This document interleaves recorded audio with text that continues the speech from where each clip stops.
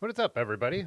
Um, Jaybird, Dimitri, JMZ. What's up, JMZ? I feel like it's been a while. Grand subject, Master of Disaster, Dylan, Pudgy, uh, Large, Farley, Keith. Yeah, how's everyone doing tonight? Oh, wow, I really set this up off centered to get my little Valentine in there, didn't I? I had to reset everything up because if anyone who was in the Discord following along last week, I had a minor disaster over here and like kind of blew up the stream setup, but got it going again. So, yeah. Knocked a bike into the tripod, knocked the camera over, broke a lens, just a whole little disaster. So, what's up, Jay Dandy? Muskrat? What's up, Chris? Keith said, trying for your first 50 miler tomorrow. Any tips? Uh, Snacks and take your time, right? Just do your thing. Like, if you don't have a time limit, just take your time and ride as comfortable as you are or can or want to, you know. Yeah, that's what Dimitri said. Don't forget to eat and drink. So that's big thing. Water and stacks as needed. So. Oh, okay, Black Ball. Black Ball is now Chris. Gotcha.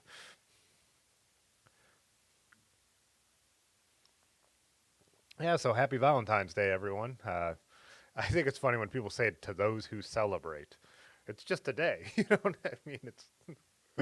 I mean, yeah.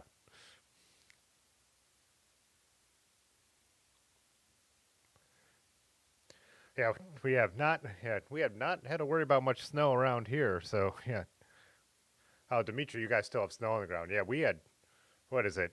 It's 50 something outside right now here, and it's been getting below freezing at night, but yeah, the days have been really nice. And tomorrow is supposed to be high 60s here, I believe. Very windy, but really nice. So Keith said you're going to plan on having 6 hours. Oh yeah, that's yeah. What so? Yeah, a little less than a 10 mile an hour pace. So depending on how long you stop for breaks. Yeah, it's the thing. Like when people like I know a lot of people have a goal to do a century, and I'm always like, it depends on if your goal is anything more or different than that. Because when me and my friends do a century, like there could be a couple kind. There could be something where we're riding in to one destination at a good pace. But other times, me and Aaron and Large and Funny Brad get together and we spend all day doing a century. We're stopping somewhere for lunch. We're, you know, having a drink if we want to. So it's not so, I mean, to ride 100 miles in any day is always you know, a little bit of a feat, but we also do it in a way sometimes that it's less challenging, if that makes sense. So,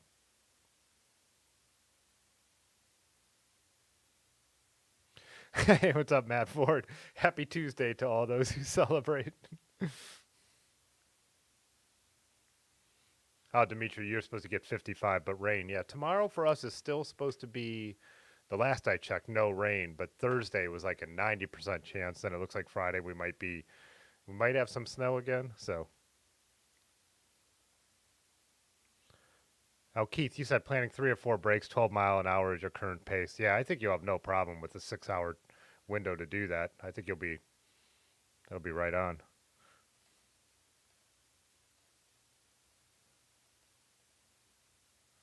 Yeah, I think, yeah, when we did Aaron's first 100, like we rode up to Cleveland, but then we had a long brunch stop. And then I think we went over to a bike shop to check out. And then on the way back, we stopped at a park and sat down for a little while and had a beer. So it was like, I think we left in the morning and got home in the evening. Spent like literally all day on a summer day doing it. But oh, the other thing with the title where I was talking about the music, just a quick note is that YouTube has finally, it's something they rolled out. They've been slowly rolling out to different YouTubers. They just rolled out YouTube Music to my channel. So what it is basically I could choose songs. They've always had an audio library, but they've been those boring ones that you hear in like a million YouTube videos. No offense. I mean, they're just, you know, stuff I try not to use. I'm a music nerd, and I think one of the things about this channel is that, or the comments I get, is that I try to and pick better music. So now they have this where, as artists and labels opt in, you could use music and choose up front to split the revenue, or there's some where you could buy the song to use on a license. So I did a little bit of searching, and the big bands, I looked up some of the 60s bands and stuff like that. They're not really in there. You could use them, but you just wouldn't be monetized at all. But there's other ones that'll split it with you. And this channel doesn't make enough money that I don't mind splitting the revenue with an artist to put a better song in my video. Cause for a video, like I've said, that gets, 1,000 views or something, we're just splitting $10. So to me, it would be worth it to use, a better song that I want to use and just split the revenue. They get some money, I get a little bit of money. So I'm excited about that. That was like one thing I've really been waiting for. And from my searching, I did find that there's a number of bands that I like, and I'll be excited to use some of their music. So yeah, it's kind of cool. Just one of those, just a little update so hopefully going forward, the music is even better because I don't have to, and it'll be quicker. I don't have to spend so much time searching for rights-free music or making deals with people and stuff like that, which I'll still do, like Common Birds, who I use and who have offered to let me use their music, and then I, link them below, and hopefully people go check them out, and stuff like that. But I still like doing that, and I still don't mind paying local artists directly for some songs or trading photography work.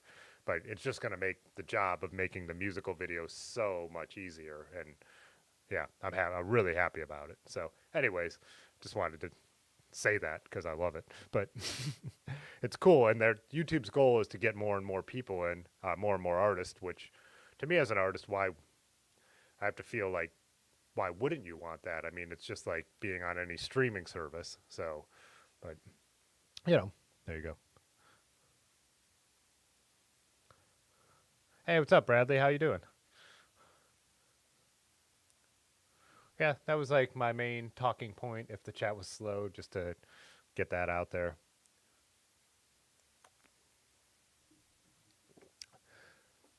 No, you didn't have to apply for it, Dimitri. I don't know. I think they're I don't know if it only. I guess it probably only applies to people who are in their partnerships. You know what I mean? So I don't know if you're not a monetized channel, if you can. I assume you can't do it because you're not able to share revenue. So, well, if you're not in the partner program, you can use any song you want, as long as it doesn't get you blocked. So most stuff on YouTube, like on a YouTube video, you could use almost any song you want. The thing is, if I use a song that's not allowed to be monetized, my video just gets demonetized, and then there might be certain regions they won't show it in. So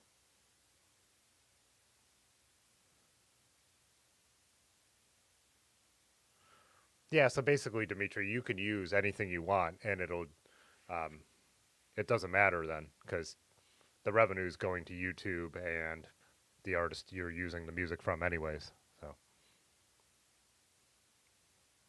that was one of the things I said early on when the channel first got monetized. And an amazing thing I noticed on Dylan's name is that we've had channel members for 2 years now because that icon just changed. But I just totally lost my train of thought saying that. I looked at the next comment and totally lost my train of thought. Like just blank, completely blank on what I was saying halfway through that sentence. Oh well.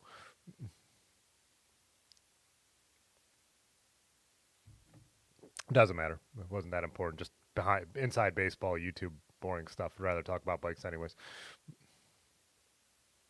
Oh, I that's what it was. YouTube changed their terms so they could put ads on anyone's videos. They used to only put them on your videos if you were in the partner program and you could opt out. So one of the reasons at 1,000 subscribers that I applied to join the partner show program is I'm like, if they're going to run ads on my videos anyways, I might as well get a share of them. So anyone with 1,000 subscribers should apply for the partner program because they can do whatever they want now. They changed those terms. They always could have, but they used to not put ads on your videos, and now they will no matter what.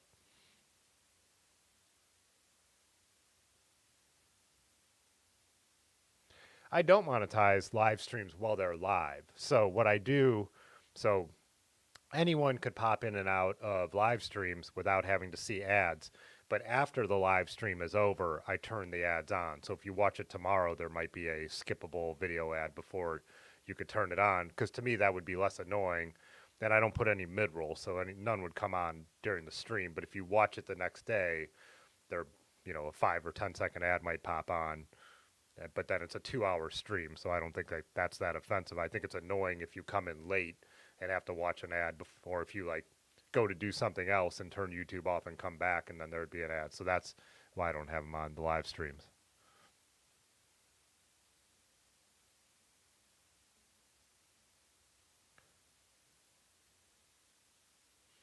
Now, Dimitri, you said you've actually seen them put ads on your videos that get popular, or seen them put ads on videos that get popular. Yeah, I mean, yeah, I guess it is what it is. All in all, YouTube is 1,000 times better than any other social media. Nobody else gives creators money like YouTube does. And even though, like, on a channel like mine, it's still just a little bit of money, it's still, like, percentage wise the same as Mr. Beast gets. It's just, for me, that's, a few $100s. For Mr. Beast, it's tens of millions, but it's the same percentage. They don't, that's what's really cool about YouTube, anyways. You know, I always tell people, if you're looking at, people talk about, like, get Instagram followers, get YouTube subscribers if that's what you're trying to do. If you want to be, somehow make money doing, like, online creative work, YouTube's the place to be. But it's a long game, though. I mean, we're 3 years into regular, video uploads on this channel, but I don't really chase it either. So I'm not, I make what I want. I'm well aware of the stuff I could do to make this channel explode way faster. I mean, I could make every video a talking video about bike packing, and this channel would be 10 times bigger. I like making my little musical videos of my bike rides. So, Oh, anywho, this is another thing. I was wondering if any of this has been on your guys' radar, and I was wondering what anyone might think about this. This new bike from Brother Cycles, which I've always thought is kind of an interesting brand. I follow them on Instagram. They put out this bike called the Mr. Wooden. It's 4130 steel, but it's pretty much everything old school. You know, it's rim brakes, it's threaded bottom bracket, it's quick release. It's 1 1/8, I believe, steerer, and it looks like all the builds are kind of, and it's 650B, and all the builds that I've seen like this are kind of like using old stuff.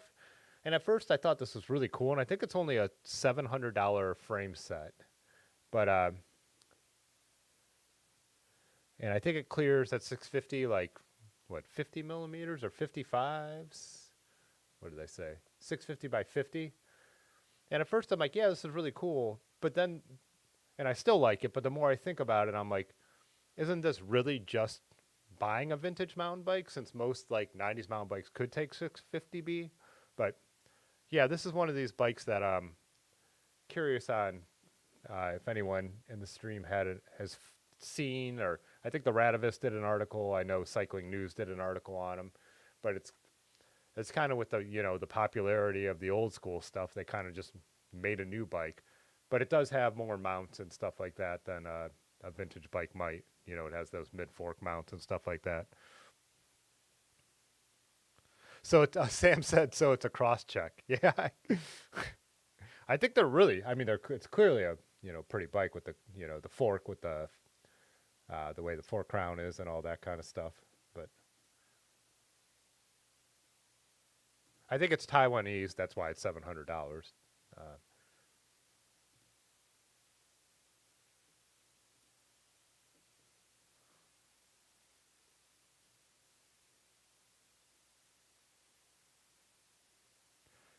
Pudgy said, Brad said, super cool frame.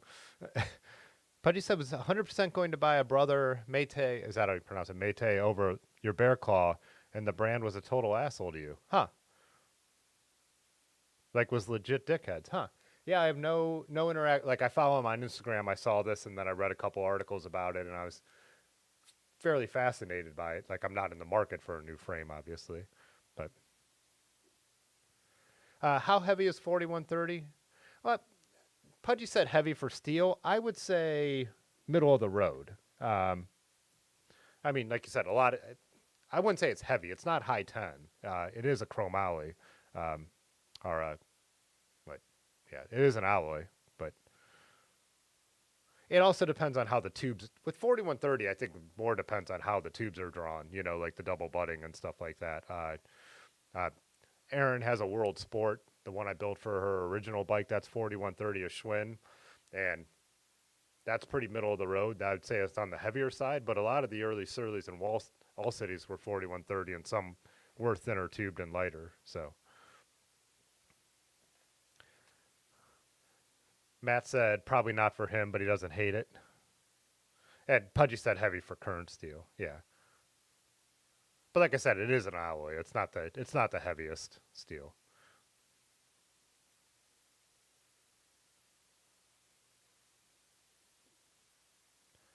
Yeah, it's still used. It's still very common for your, you know, not most expensive bikes.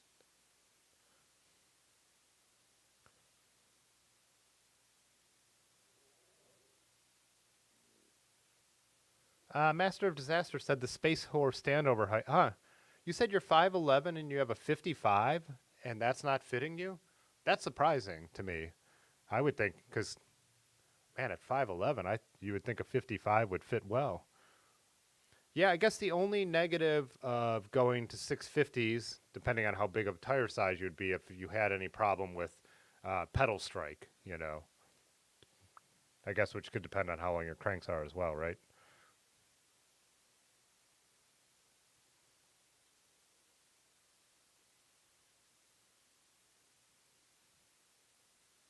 Yeah, I don't. I guess I know a couple people who run space horses with 650, but I think they have taken up the height by putting bigger tires on there. Yeah, you could like exactly like 5'11". You know, I'm like a little over 6 feet, but I have disproportionately long legs, so I could ride taller bikes than even my height. So that's definitely a part of it. Oh, Pudgy, there you go. Pudgy said he's over 6 foot and has a 29 inseam. Yeah, so I'm probably similar height to Pudgy, and I'm more like a 32. So yeah, I just have long legs.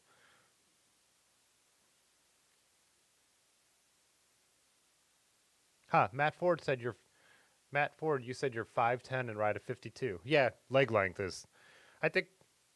Yeah, I guess for a bike shop to ask for your height and then give you a bike size, it's not nearly as relevant as like Pudgy was talking about inseam. That's probably a more relevant measurement for bike fits, right?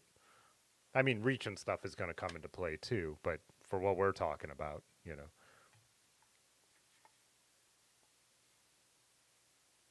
Yeah, because some of my vintage road bikes are 60s, and I could stand over those. Um, Astroblast, what's up? You said 5'9" and 54 just works pretty close. Yeah, two 5'10s riding 52s, huh? Yeah. Well, I guess yeah, we're inches, so up to 12 would be 6 foot. Yeah. I think I'm probably closer to 6'1" though, but yeah, like I said, I do have like longer legs than I have than my height would say.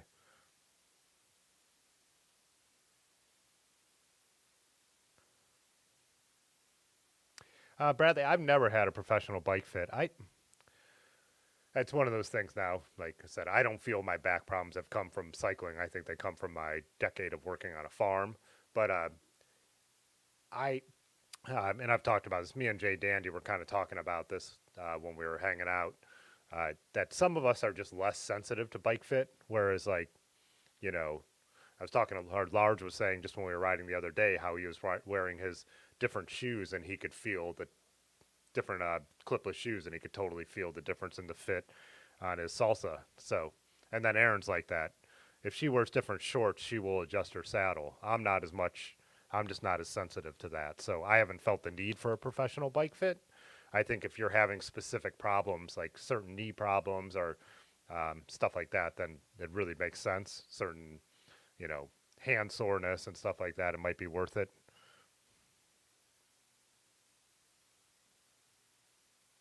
Yeah, and then also like, well, all cities are pretty. The Space Horse geometry is pretty traditional road triangle, so the measurement should be fairly true. But And the other bikes, I'm never really sure how equivalent and all that stuff matches up. The thing to do is try bikes if you have a good bike shop, is to ride them, you know. But I know that's not an option for everyone. I'm spoiled with a friend with a bike shop and other decent bike shops around that stock good brands that I care about. So,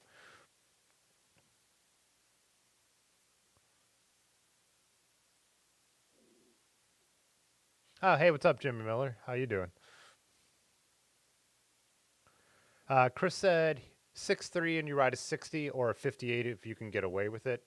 Yeah, and then there's certain things you could do with other bikes, like my Marin would be a little small. It's a 90s mountain bike thing, but I have the Happy stem on it, and then I've used a Thompson setback seat post. So you know, but stand over is stand over. So that's a bike where I'm kind of enlarging to make it fit me a little better. It's harder to go the opposite direction, I'm sure. Hey, what's up, Josh? Josh said, used to ride a 52 Macho Man and you're 5'11".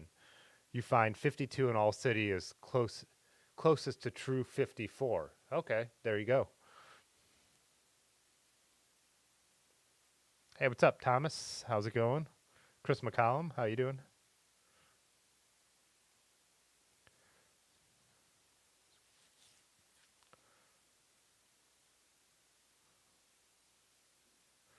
What's up, Svi, if that's how it's pronounced, Svi Norton? Uh, that could have I don't know if that is a different inflection, but you could let me know. You said you're a female and you're 5'7". You seem to go for medium or small, 30 plus inseam and long arms. Women specific bikes don't work for you. Yeah, I don't, I actually I don't have any real close friends who I think ever ridden a woman's specific bike. Erin is a little shorter, but seems that she has a long reach and longer legs and rides bikes that might be a little bigger, I think, than what you know some people are same height might ride. I'm not too sure about that, but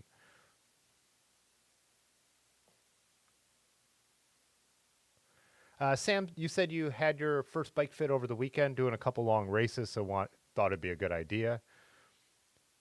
It was a fit on your trainer with your Bombora, and it was very helpful. Yeah, and Aaron did have a fit too. Otis had a professional fitter in, and they made some adjustments. And she was mostly riding her Surly Pacer. So I haven't asked if she feels like her Bombora and Pacer are set up identical, but I would guess they're pretty close because, like I said, I know she's super sensitive to her bike fit. So,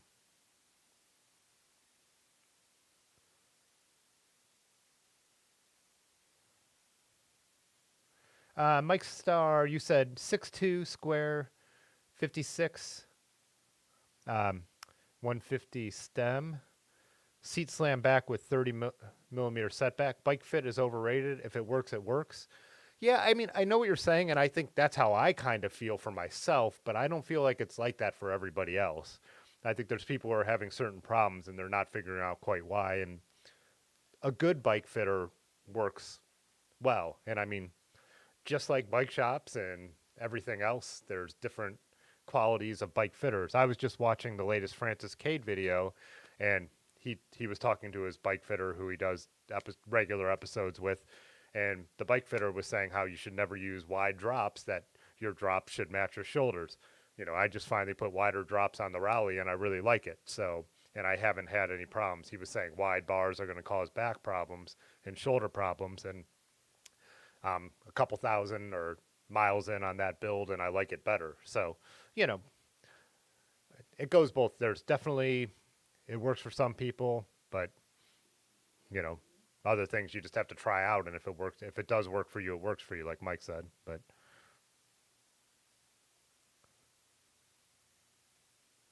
Matt said it's getting harder to try out bikes by you. Big brands buying up all the indie shops. That's unfortunate. Yeah, it's a bummer. Yeah, we are just like I said. We're lucky here in Northeast Ohio. There's a number of shops that I would trust up in Cleveland. Obviously, Dirty River down here is my preferred shop, but there is a couple other good shops that I went to around here before they were open. So,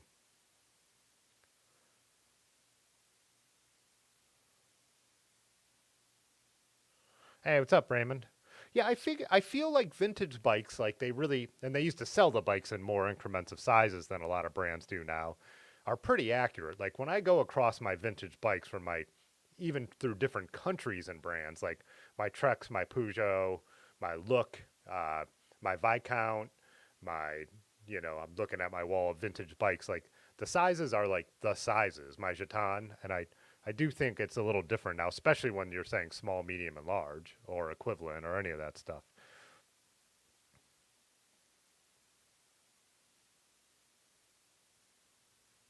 Ed Sassler, he said the problem is the quality control of the human body sucks. Yeah,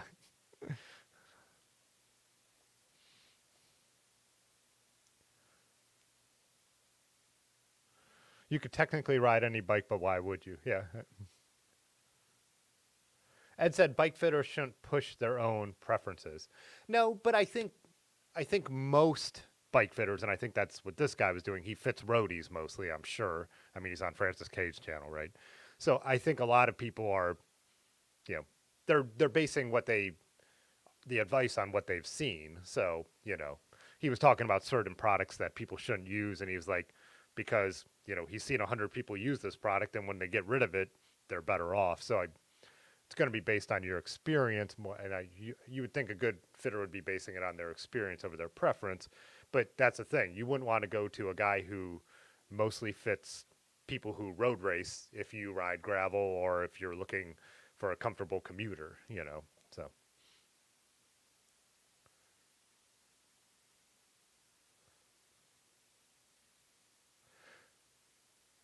Astroblast, what's up? Some YouTube videos help with bike fit. Yeah, there's definitely like advice that I've looked at too, and even like Jan Heinen's book kind of talks about like you could be more bent over if you're riding, putting more power through the pedals because that's going to affect how much it hurts your hands. If you're going out and riding really casually, you definitely don't want to be in a hunched arrow position because then you're going to be putting all this pressure on your hands. So the way you ride is also going to affect the way you want your bike to fit. That's one of the reasons, with the gunner right here, I'm doing like sweep bars because I'm thinking this is going to be more of an upright bike because the idea is maybe some bike packing and stuff like that where it's not going to be where I'm putting a ton of power through the pedals. So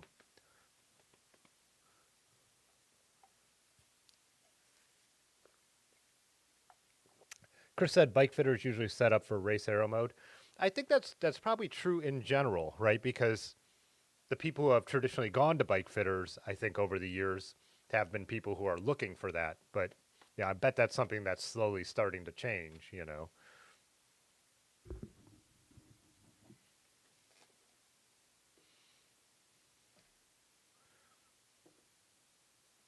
Okay, yeah. Pudgy said any bike fitters he knows go through a long list of riding preferences before. And I think that right there would be the thing. If they're not doing that, I would not go with that bike fitter, right? So,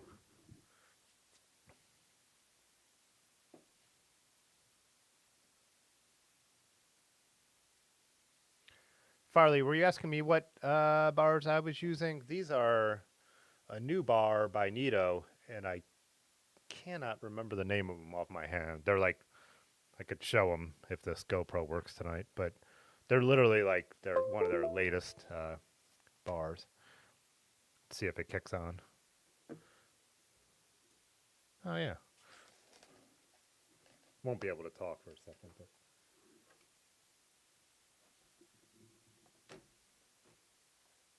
is that kind of yeah? You kind of see the angle. Kind of see the angle on them there.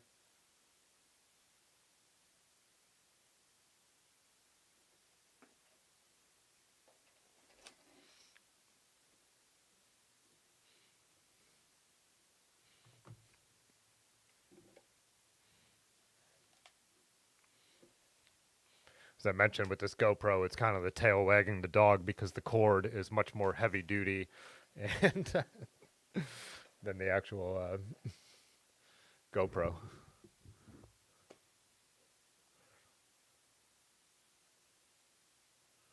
Sam said your bike fitter started off the session by trying to understand what you wanted to accomplish, comfort versus aero. Yeah, that's huge. That's the I think the biggest distinction that needs to be made right off the rip. You know, because to me, comfort is speed. but not necessarily aero. If you're going for a long gravel race and you're not comfortable, there's, you know, what good is that's slow, right?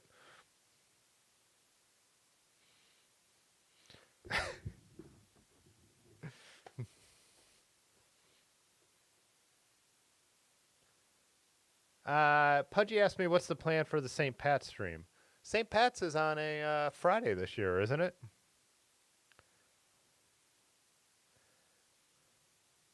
Yeah, one of the things I started last year is after our initial meeting point, our new tradition for our ride is to ride 10 miles and get breakfast to break up the St. Pat's start and slow it down a little bit. But yeah, so for the Thursday before, no plans as of yet.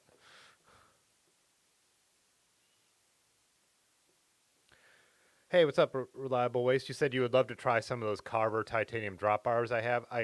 Yeah, I probably have gone on and on about them too much, but I just absolutely love them. They're like I said, those are the biggest change I feel like I've ever had to my gravel bike. Nothing has changed the feel as much as those. They're great.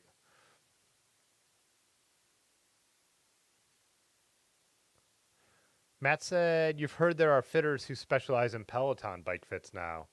That makes sense because, man, sitting on something stationary can be more. I mean, like my trainer's more uncomfortable than any real bike over an extended period of time. That's why all these other things have come out, like rocker plates and stuff like that, to give you a little more road feel. When I ride the trainer, and if I do anything over a half an hour, I have to make sure I stand up and move around. So that's not really surprising.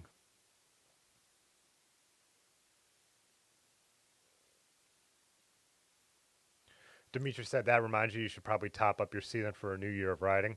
I'm horrible at that. It's like I've literally had like my tires changed and there's like pretty much no wet sealant left in them. But yeah, it's a good reminder for sure, especially if your bike's been sitting. If you haven't been riding much over the winter.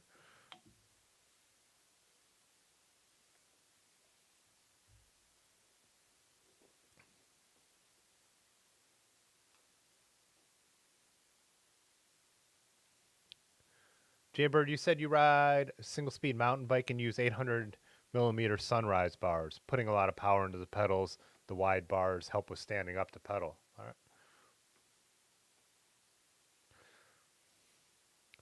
Ed said, um, you've been fitting people for the past 25 years. There are some things that are universal to a good fit.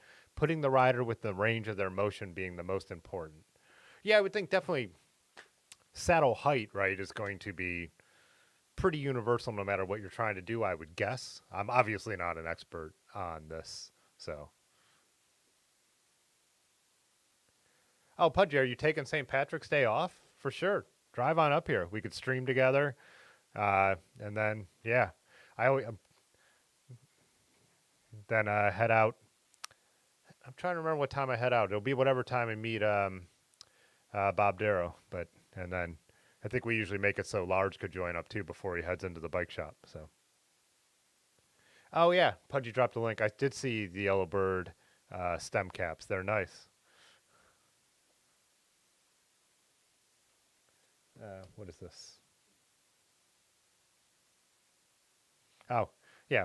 I've talked about this before, but it's funny that I get an email notification when my channel goes live, but that's what that notification was, that I'm live on YouTube.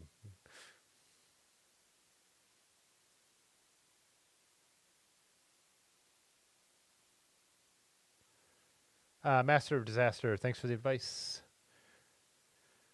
You'll ask the shop what the cost would be to switch from a 52 to a 55. To a 52 from the 55. Curious All City will allow a trade-in. The shop is not a stated All City dealer. Yeah, I wonder if yeah, it probably just depends on long as the frame's still clean. Most shops wouldn't have a problem with it if they have them in stock and could still get the same money for the other one.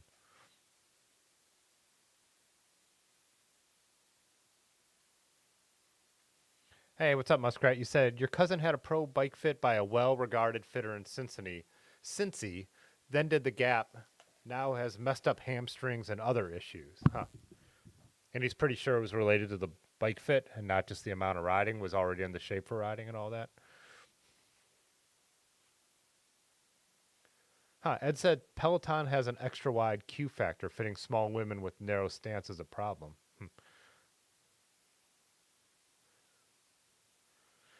Matt Ford said thoughts and prayers are the best sealant. That's what I go on way too much. I had no autofocus, so when I move back, I can see I go a little out of focus back here. So my leg, like I said, I keep getting better with my back, but uh, I still need to sometimes move and sit in certain positions to be more comfortable. I'm definitely not 100%, but I can walk. Like I could completely go for walks without having to stop, which is nice. I mean, up until a little after Christmas, maybe a little after the New Year, I still, would have to kneel down and take pressure off my leg. But Chris said, can concur wide bars are great for single speed mountain biking. Yeah, that's something that is out of my, I've never done it. I only have one single speed and it's a commuter and the gear's too hard to, I usually, if I'm riding it, I'm avoiding hills. It's to ride it into the city for some work.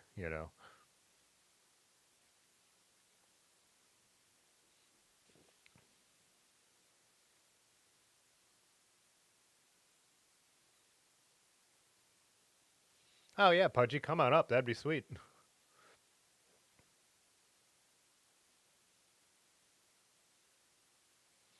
Raymond said, change the batteries in the smoke detectors and add sealant on daylight savings time. Pro tip. Nice. Yeah. That's funny. I've never thought about it. Yeah. I guess one of the problems is I think I, you know, I think I kind of with the supple tires and the amount I ride the rally, I just wear the tires out sometimes before I think the sealant needs to be changed. So,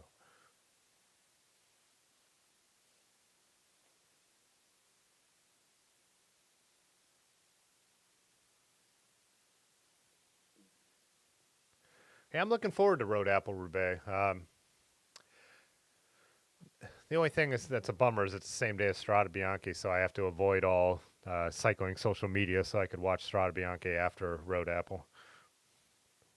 I just absolutely love watching that race. It's so beautiful.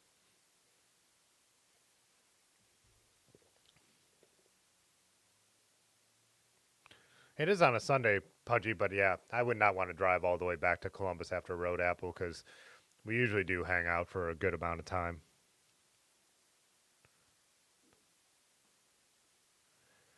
Dimitri asked on Tire Talk, do you guys spend time to flip the front tire and the rear tire? That was something I used to think I can do, but then I just realized it doesn't make any sense. Just wear out the rear tire and replace it.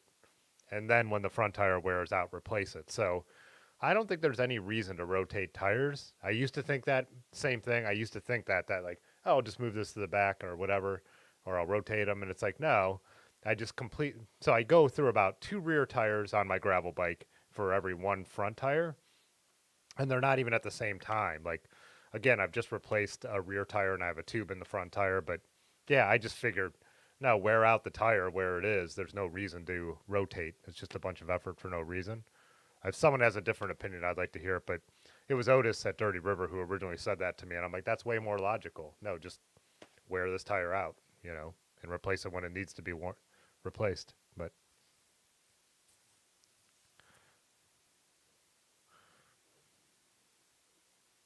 oh, Pudgy, you'll still be out of the country during Road Apple. I gotcha. Astro Blast said, when you got your first Brooks saddle, you had the seat too high and injured the back of your ankle tendon. It took some work to heal it. Yeah, Brooks saddles are definitely if you switch to like a B17 and you're used to a regular saddle, that the angle you have it at and the height is most likely going to be pretty different. So I'm so used to those now since I run them on almost everything that I put it on like the start position and I'm usually pretty close now. But even they'll change between how much wear I have on them. So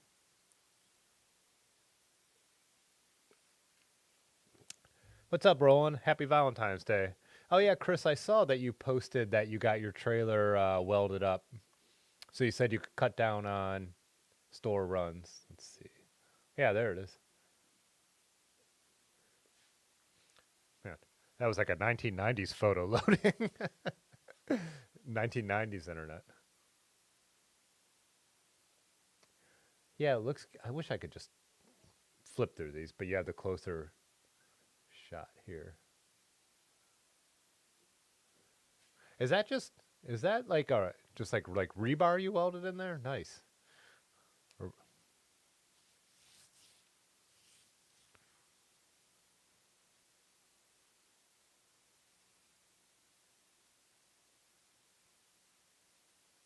huh.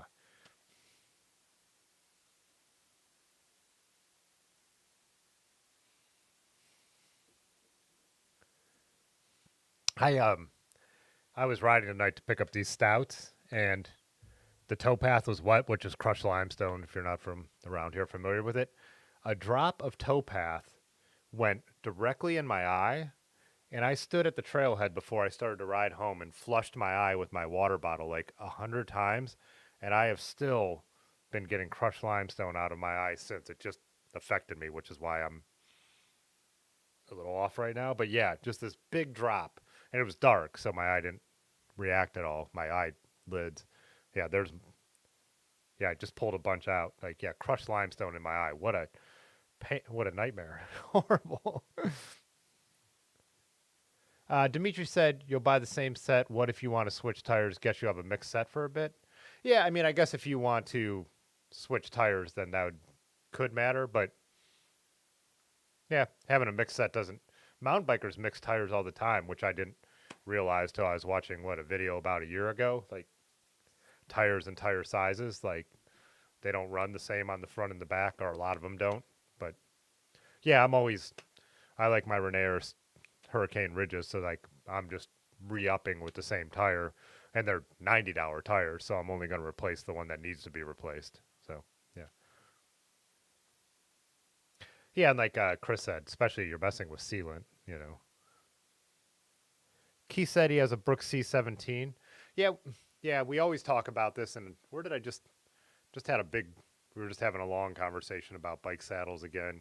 When I was riding last Wednesday, a couple new people rode with a couple people I haven't ridden with before, and we were all talking about saddles. And same thing, I'm like, one guy had a C17 that he loved, and a couple of us were like, yeah, we tried them and don't like them at all. Funny Brad loves it. Doesn't Pudgy? You really like them too, right? Yeah, Pudgy just said they're great. But again, when I first borrowed this gunner, it had a C17 on it, and it was one of the for me, it was the worst saddle I had ever ridden. So, saddle advice is useless to other people unless it's you're talking about the same model and you both like it, and there's a couple of adjustments. Like, I definitely have advice for other people who like Brooks B17s, and to it for an initial setup.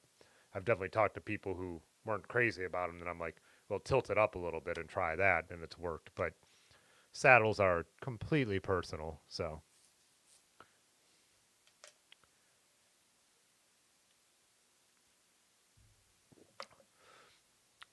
oh yeah, Pudgy, yeah, I definitely saw Denise Looking Out's new video. She just hit 1,000 subscribers, so that was cool.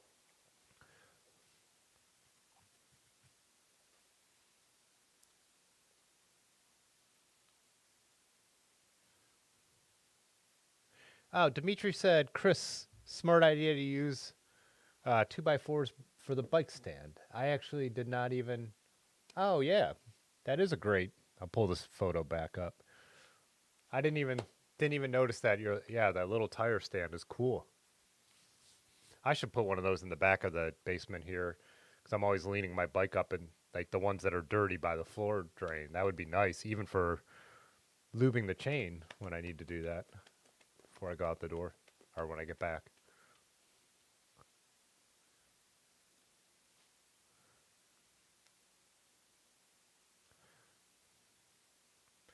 Muskrat said, hold a small glass of water over my eyes, should flush it out. Yeah, I got home and I was doing the whole blinking in the water. It's just, I thought I had it all out and then it just kind of, some of it just here but yeah.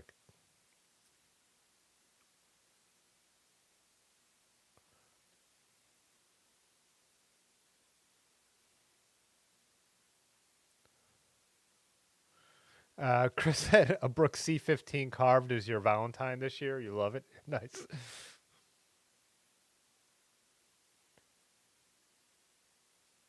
Oh, and Chris, I missed that comment. McCollum, you said BMX you always ran different front and back tires. I didn't know BMX riders did that, but that makes sense as well. I was thinking too, and I keep forgetting but I'm gonna try and remember. I have more room for clearance, like with a lot of bikes, most bikes do, depending on, especially with disc, in the rally with the front fork. So I keep thinking I'll put a wider tire on there next time I get one for it, if I remember.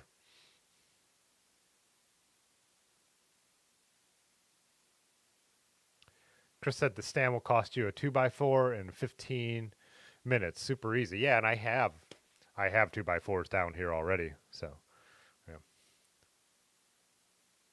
JMZ Road Apple is 2,400 feet. So I think it's 42 miles and 2,400 feet. So it's not crazy climby.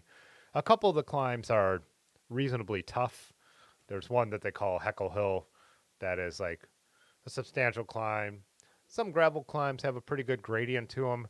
And then there's like one road climb that's only a few percentage, but it's kind of long and goes on forever. But climbing wise, it's nothing compared to a lot of gravel races. They don't call Road Apple a gravel event or even a race. People are racing it obviously like any event, um, but Road Apple is more country road than gravel. But there is gravel on it. So,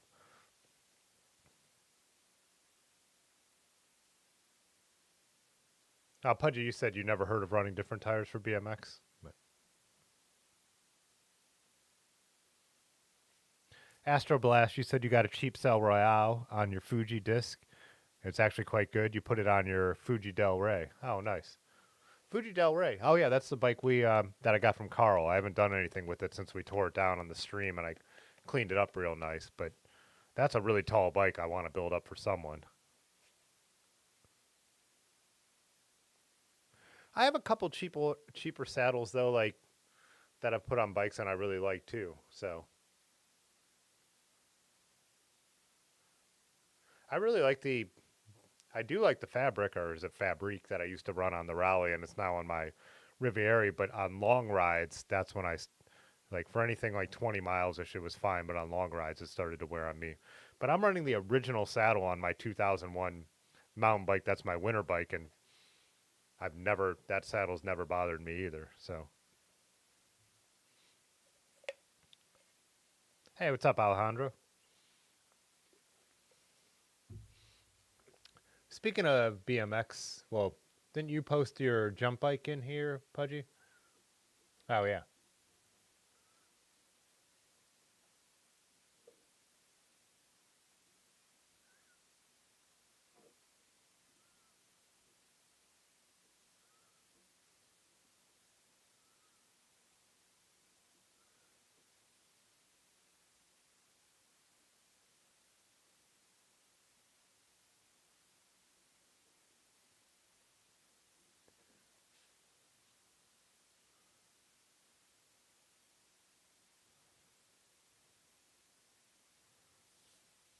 Dylan, you said you only run fabric. It just works. Is it fabric or is it fabrique? Is it like got a European kind of pronunciation to it?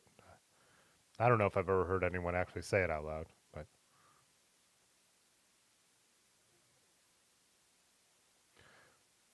oh, Dylan, I was just saying this. I think it's because you're a 2 year member. I think that's I can't even remember. It's been so long, but yeah. So I assume Pudgies will change within a couple days. But yeah, that's a two year member. Same with Patty. What's up, Patty? Happy Valentine's Day.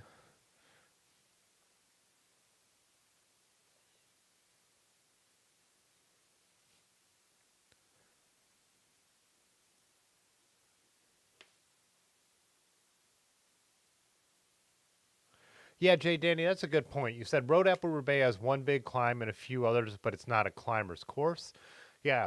The thing with Road Apple is when you agree, Jay Dandy, it's always windy. Like So I think that's the reason when I finish, it feels so much more climby than it was because there's times when you turn into, you always just have these long stretches where you turn into a headwind and it's just brutal. It's March, it's in the country, it's just, man. So I think that's why my legs always feel like it was a climber's route when I finish Road Apple. But Dylan said fabric with no accent. You think? Yeah, fabric. Okay, good. We'll say fabric from now on. I do like saying fabrique. It's kind of like Pathless Pedaled saying Velo Orange. Maybe I stick with that as my trademark. Yeah, Jay Dandy said yes, wind. Uh, Sam Diaz said nothing like a 30-mile-per-hour headwind. Last night, I rode out to the Rubber Bowl, our abandoned stadium here in Akron. The wind was brutal, but I was lucky because it was a tail or a crosswind my whole way out.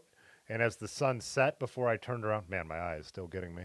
Uh, I think it's just scratched a little now. But the wind started to die down as I was heading home, and I was really lucky because it would have been a brutal headwind on the way home. Because it was over 50 degrees last night, but I still had to wear more winter clothes because the wind was just turning the, feels like, temperature way down. So,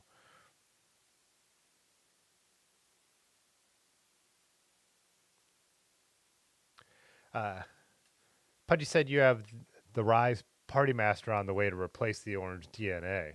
Nice. Yeah. Chris said, what about, I've always said physique on that one. Okay. Pudgy said physique. Yeah, I've never said physic. I would always say physique on that one for sure.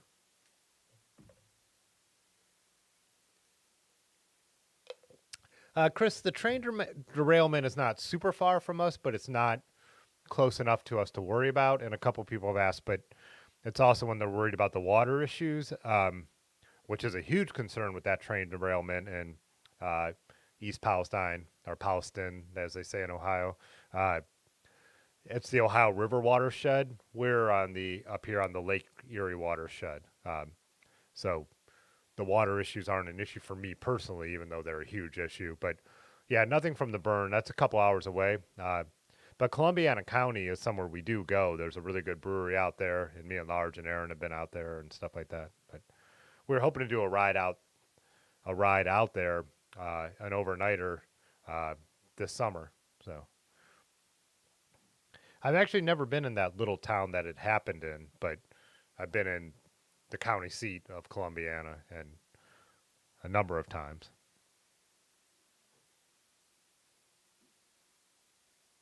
Jay Dandy said crosswind was blowing you around yesterday. Yeah, it was strong. And up at the Rubber Bowl, which is by the airport in Akron, you're way up high, and it was just like blasting right into it. So,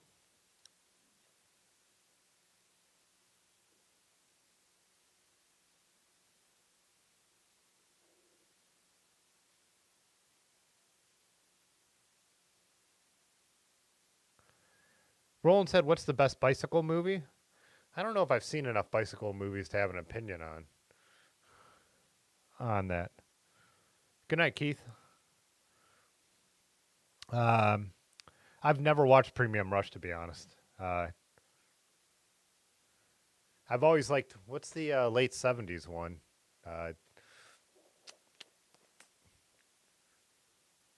where the kid's trying to be like an Italian racer. God, I can't think of the name. That's always been one of my favorites. But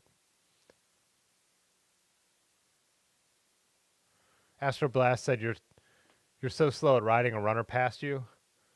Mostly slow touring, but new to touring. 42 miles is the most you've done so far, but your heart is much better now. Yeah, as long as you're getting out there, right?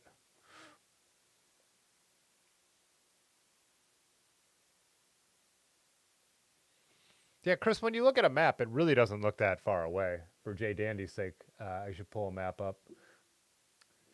I think it's probably less than a couple hours away, but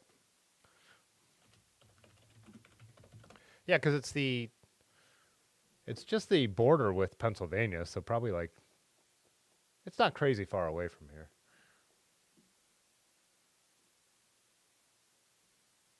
Biking wise, it's 5 hours. Oh, I don't have it up here.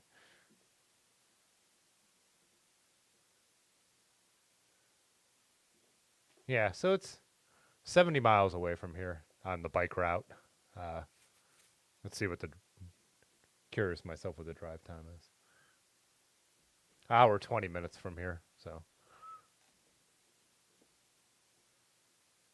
whoops, I didn't want to do that.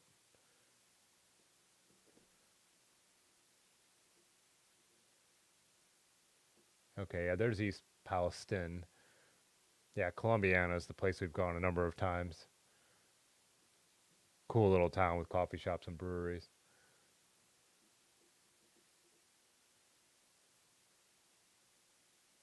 Yeah, south of Youngstown would be the biggest town near there.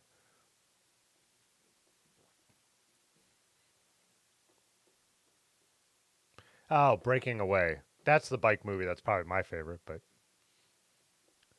oh, you guys are all saying it. Yeah. Chris said City of Angels. That's the best response.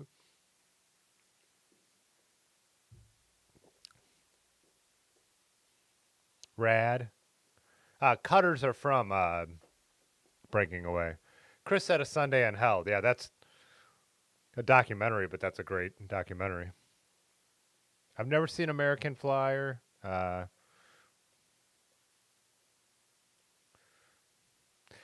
J Dandy maps are gold. Gold, he tells us.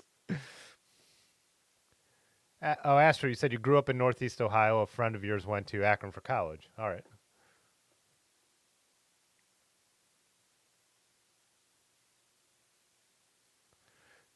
Patty asked, did anyone watch that 80s PBS docu-series Fat Man on Bicycle? No, I've never even heard of it. Jimmy Miller said Quicksilver is too good for bike geeks. Haven't seen that either. Jim said Breaking Away. I'm saying that's my favorite, but it's like limited. Like said, my bike movie knowledge is pretty limited, to be honest. I mean, I watch a lot of, ton of YouTube and documentaries, but when it comes to actual like dramatizations, not haven't seen many. What is the one Bellevue, the Blanca Bellevue, the animated one? Everybody tells me that I have to see, and Aaron actually has a DVD of it, and we just never remember to pop it in.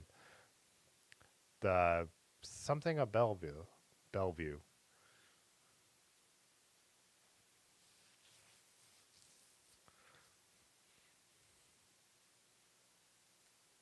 I just don't watch movies. Like I rarely watch movies, so it's not that. Yeah, to say I don't watch a lot of bike movies is kind of misleading. I just don't watch a lot of movies. You know, I grew up like watching movies on TV, and it's not. I mean, I've seen all the Star Wars movies. I've seen Back to the Future, but I just don't like anymore. It's like I watch YouTube videos, and I haven't had cable in 7 years now. So yeah, the Hooker of Bellevue. I don't think that's what it's called. The Bicycle Thief. That sounds familiar. There is one I watched a little while ago about a guy who was running like messages during World War II from Italy, like worked for the resistance. What was that called? Is that the Bicycle Thief? Or is that something different?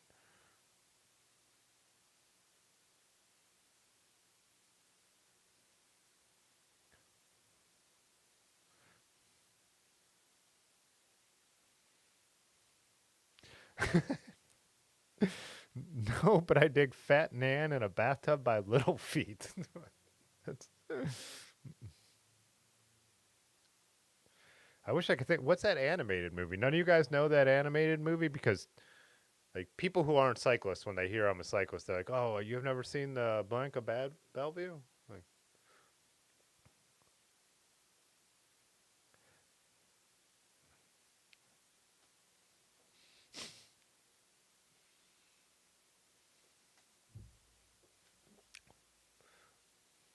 Like, Kevin Bacon is in Premium Rush, right? And Muskrat, you're saying American Flyers is with Kevin Costner? I don't even know if you guys are making jokes. I'm out of my element. Triplets of Bellevue, Eddie Walker says.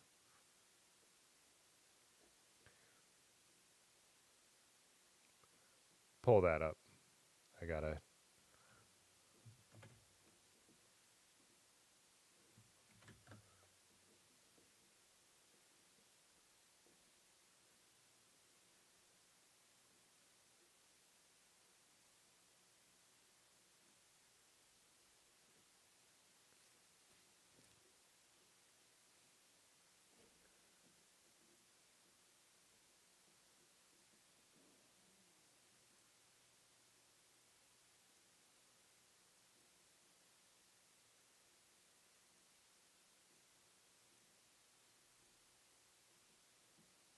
Yeah, that's one I always hear about.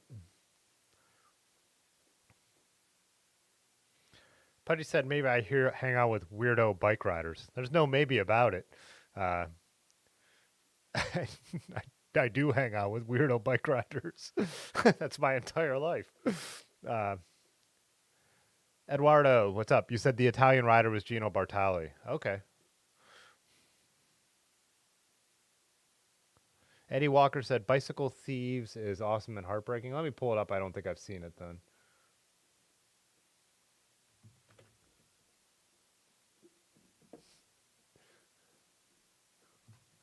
Pretty sure most of the things you guys are making up, not Bicycle Thieves, because I've definitely heard of that movie.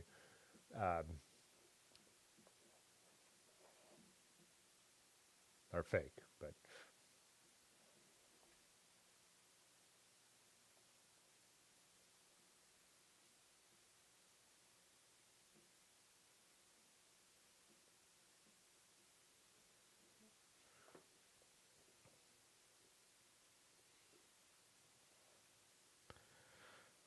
BMX Bandits with Nicole Kidman, that's got to be made up.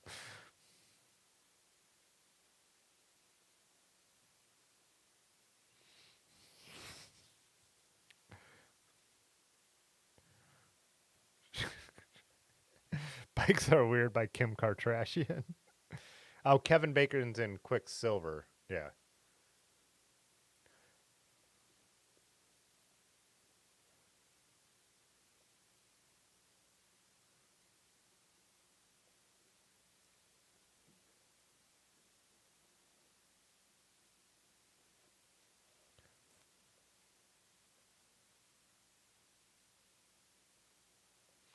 Uh, Patty said Fat Man was a guy named Tom Vernon who did the series for the BBC radio and later TV.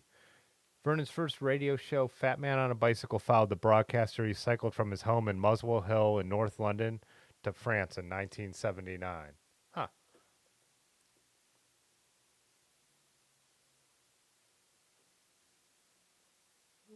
Oh, the Reliable Way said BMX Bandits with Nicole Kidman is a real thing. All right.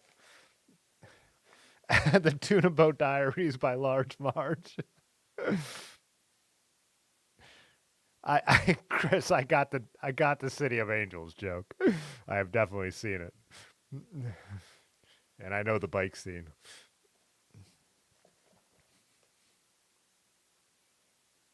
Oh dang! I meant to make a bunch of new commands for the channel, and I've started on some new emojis for the Discord and the channel as well. We have enough members that I could have a couple new emojis. Plus, I want to refresh the emojis anyways.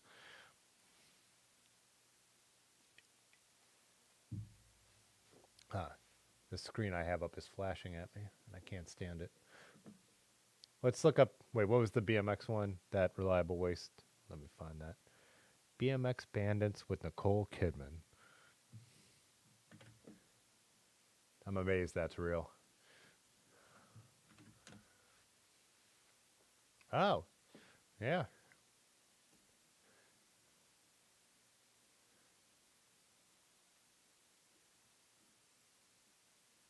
Look at that.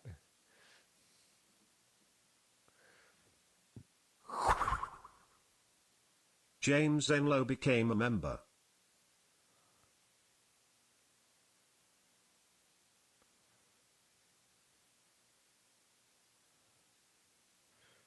Oh, thanks, James. Appreciate it. Welcome.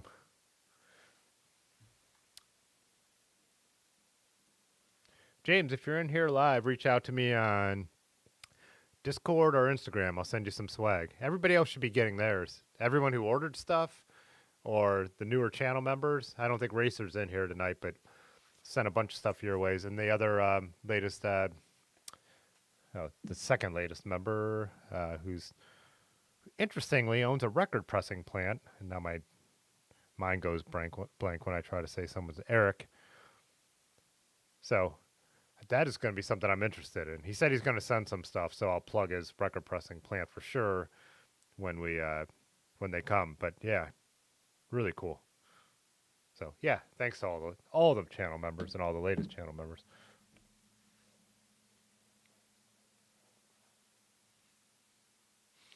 James joined up through the weirdness. Yeah, this conversation is the one that made you want to become a channel member.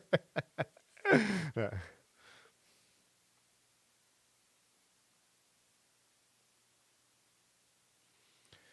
But Pudgy, you love that song from City of Angels, which is even weirder by the oh my god. I almost said the voodoo dolls. What Goo Goo dolls. Yeah, Raymond, I've said that before. The GCN Plus documentaries are so much better than anything that's on the regular channel anymore. I love them. It makes like I got GCN Plus to watch racing, but it's the documentaries are fantastic.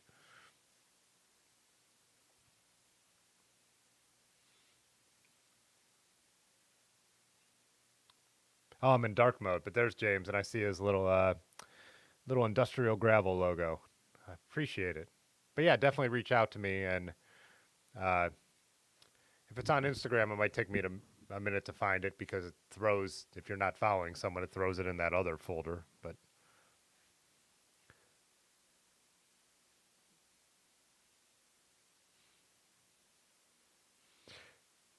Pudgy, you keep saying we're going to get together though, so we keep holding off. We've literally made plans that have fallen through. But yeah.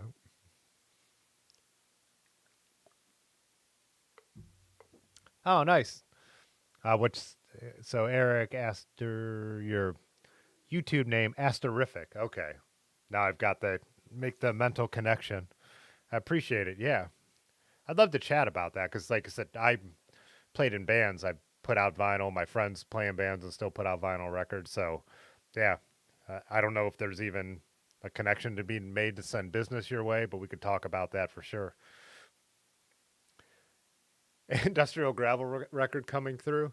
Yeah, I actually was so on Saturday. I posted in the Discord, but I went to a show where three bands played, and every single band had a member of my old band in it. So it was just a blast.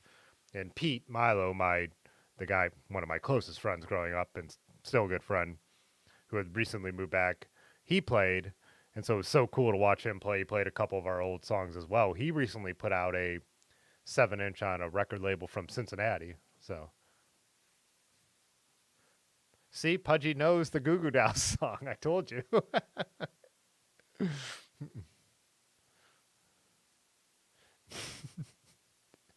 Jay Dandy said, Pudgy.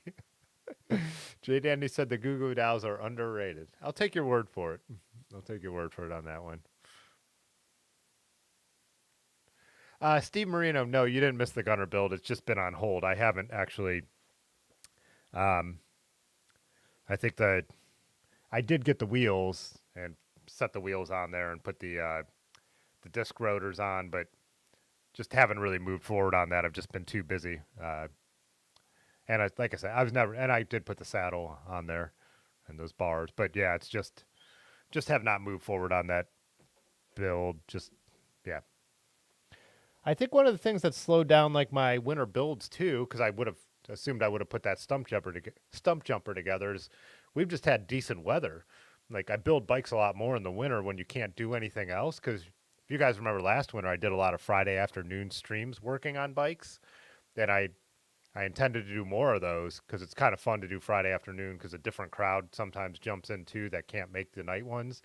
But yeah, Fridays it's been nice. I've been just out riding my bike, you know.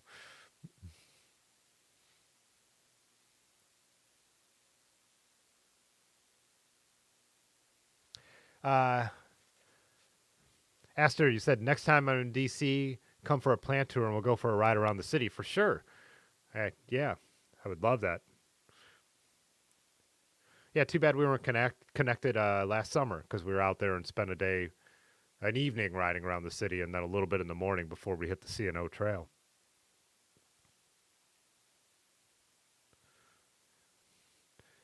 Chris really going hard on the Smash Mouth, huh?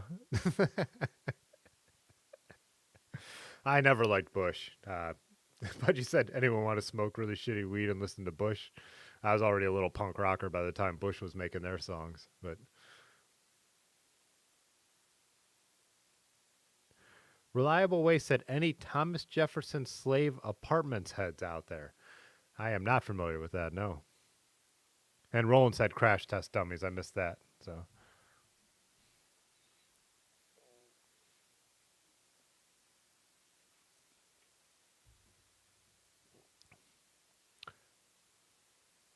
Snickle Fritz? Chris said he was more into Primus and huffing gas. Oh, Ohio Legends. Huh. Yeah, definitely. I'm not familiar. Then again, if it's not punk or mod, that wouldn't be surprising that it wouldn't be familiar.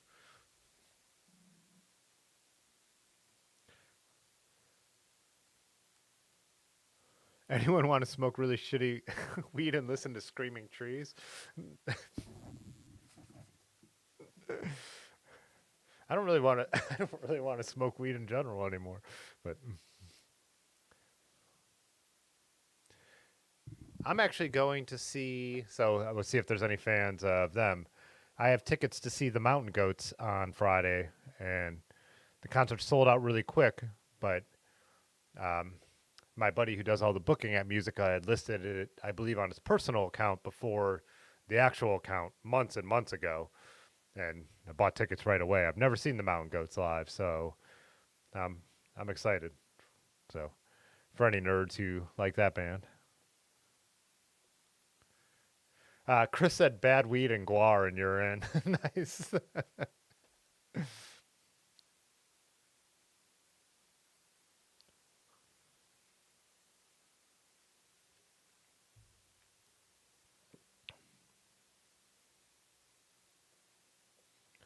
Pudgy said would love to see him, but you're not here. Yeah, I've been, and I hadn't paid attention, but since I'm going to see him, I started popping on the Mountain Goats' latest record, "Bleed Out," the last week or so, and it's really, really good. Uh, really into it. So yeah, I'm excited for it. I can't believe I've never seen them over the years, but I haven't. And for anyone from around here, it's at Musica, which is a reasonably small venue. And I went and looked at the Mountain Goats tour page, and most of the shows aren't sold out, but this one is. So I'm thinking this is probably a smaller venue than they're usually playing these days. Or yeah, Matt said you all sure are into bad weed.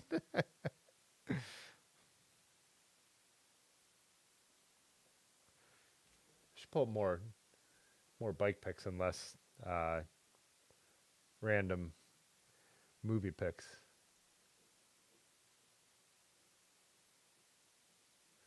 Like this one from Sam Diaz with the space horse. Oh, move my mouse off his bike.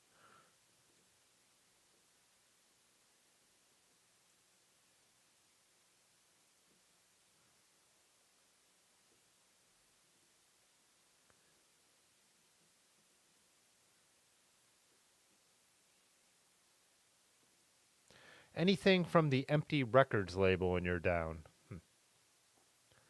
I bet it's like a time frame thing where that's just not the time frame where I was picking stuff up. Maybe. I don't know.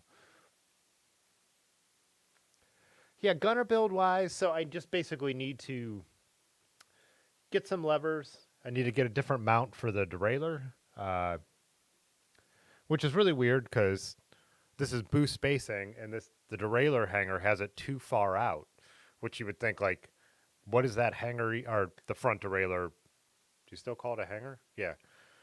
What is that hanger even for if it's too far out for boost spacing? So need to figure that out.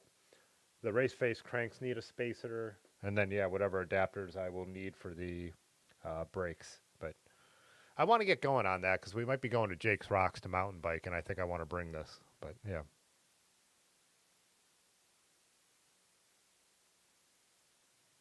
Bad weed leads to staring at maps. Pull up some other bike pics while we chat before I. Ah, there's my bike at the Rubber Bowl last night. It was a really pretty sunset. I took a bunch of photos of the actual like tearing down of the Rubber Bowl as well, but of course I had to sneak a bike photo in. But,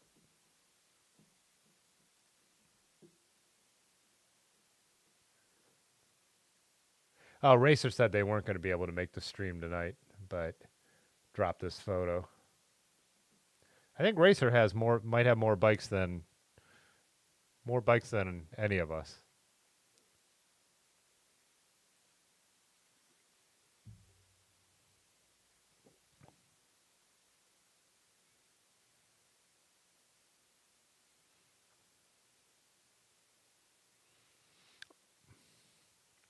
Pudgy said, Tim, if it come for a live stream, I feel like we would have to do a dance move to get the seat.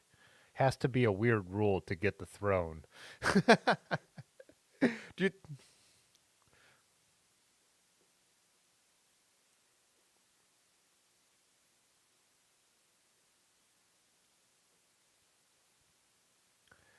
Dylan, you said, well, Muskrat said you shared a bike vid that would go well with some bad weed.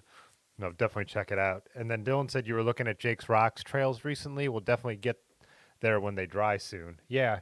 Good thing about Jake's Rocks too is it's pretty sandy and rocky, so they'll dry a lot quicker than other like Hampton or Eastern, which will be unrideable for the rest of the winter and spring probably. But Jake's Rocks, when we were there, it snowed and melted, and a day later we were able to ride them. And then there's also gravel trails and roads around there. So if you can't ride the mountain bike trails and you're camping, there's still some riding to do. I'll let you guys know when we're going out there. But Dylan, if you wanted to meet us out there too. Cool thing about Jake's Rocks is it's free camping, just free primitive camping. There's no uh, facilities really. There's a regular bathroom like at the trailheads, but yeah, and we only ride the like pretty well me and like Aaron only ride like we only had our gravel bikes and rode like the more mild trails, but there's supposed to be some pretty gnarly ones that are fun.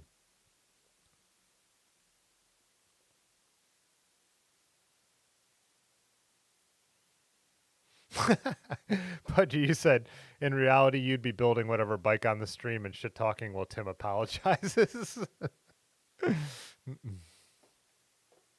Yeah, you could build a bike and I could operate the camera. It's way more. It's fun to do that.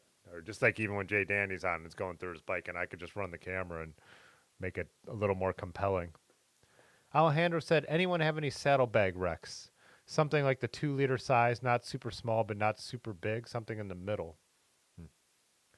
Is that about what a catalyst is? Like, I like my Swift catalyst, but I don't know what that would be liter wise. I would guess it would be about in there. Matt said Tim's got all those saddles, but only one seat.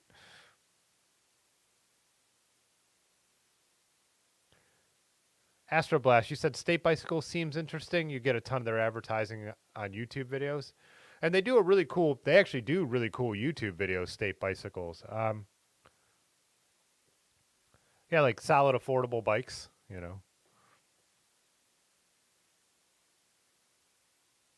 Yeah, if you live stream in the studio, you have to wear pants. Yeah. Yeah, Dylan, I'd be interested because I guess Mike Maris, our buddy, he has ridden some of that. I think there's some Black Diamond trails at Jake's Rocks, but there are some really fast and flowy trails that we had a blast on our gravel bikes out there too. But yeah, I think there's stuff with more drops and it gets much more rocky and rock garden like. And I don't think they're like it's not like the artificial rock gardens, but like just actual rocky, like harder trails to ride.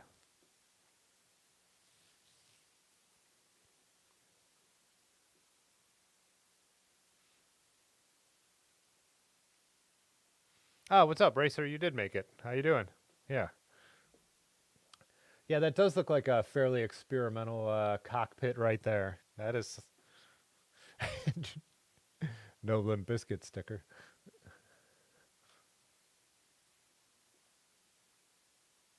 Steve Marino said quality control is hit or miss with state.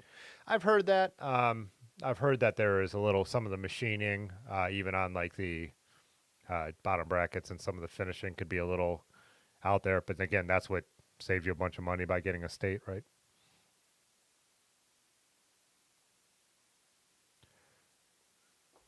Yeah, riding fixed up mountains was the inspiration for the way I filmed the Gravel Badass series. Of course, in that series they had they're using a car, but you know, me riding in front and miking up the two people doing the interview, that was totally the inspiration. That's a great series. Yeah.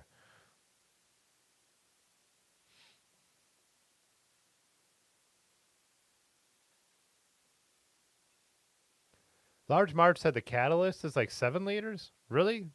What's a zeitgeist then? Oh wow, I'm way off. I have no idea what a liter is.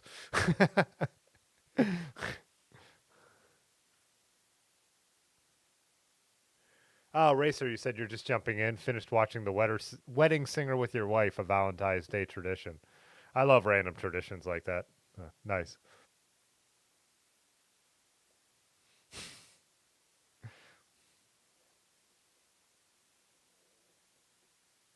Huh.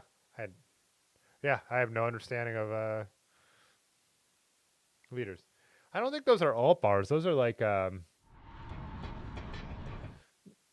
sorry. Aren't those more like bullhorn bars? And then with the shifter on the top, yeah, that's wild. Didn't you throw another photo in there? No, that was Chris's.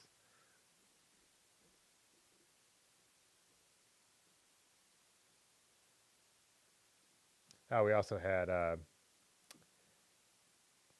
Gantaplex, which I'm drawing a blank because your YouTube name is totally different, right?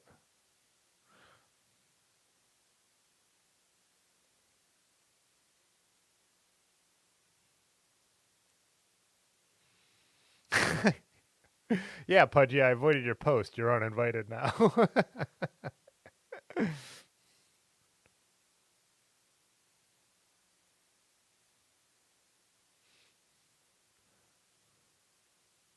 Oh, what? Oh, Large said that Zeitgeist is 12 liters. Okay. Huh. Oh, so 2 liters is tiny, then. Because I consider that Catalyst a small, like, day bag for me. But Jay Danny said Rick is back under another handle. Oh, you guys are still talking about the. Let me go back. Where is it? Yeah. Robbie said, "What the hell am I looking at?" Yeah, so drop bars cut and flipped. Yeah. Wow. What's up, Garth?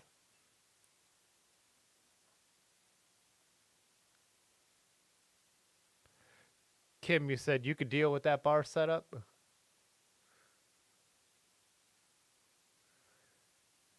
I don't know. Like I said, I'm not a big mountain biker, so for me to comment on it, I don't know. But that looks pretty wild to me.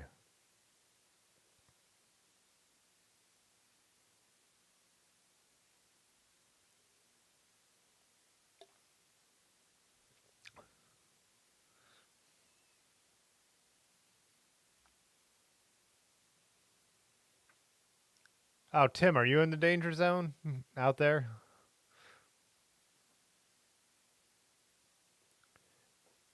Alejandro said you got the All Road 661 through a local shop. It's a great bike so far. Yeah, I have a number of friends who have states and no problem. I think by saying like quality control problems doesn't mean all states are bad. It means there can be a bad one in the lot. And a good shop obviously is going to like any like unrefined edge. They have the tools to fix that stuff anyways.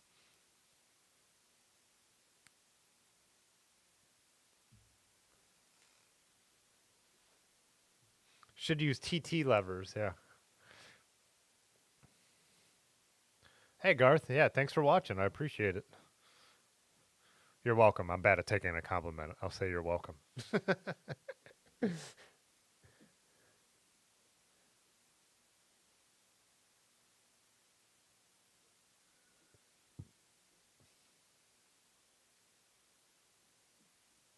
Oh, I missed this one by. I actually missed this one even just looking at the Discord. But Dylan's saying the dirt is too muddy and he's got to get air somehow. Nice. That looks like a pretty good drop right there. Well, we could no 1, 2, 3, 4, 5, a six stepper.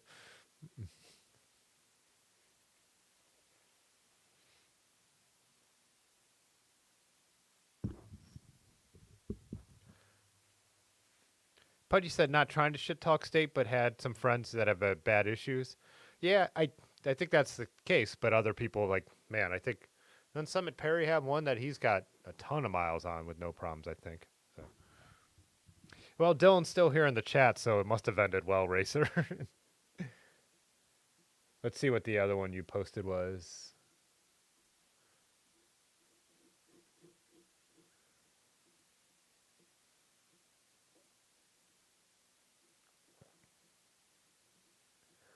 Oh yeah, that's a little more traditional. So is that like a 2 liter saddlebag? Still on this, but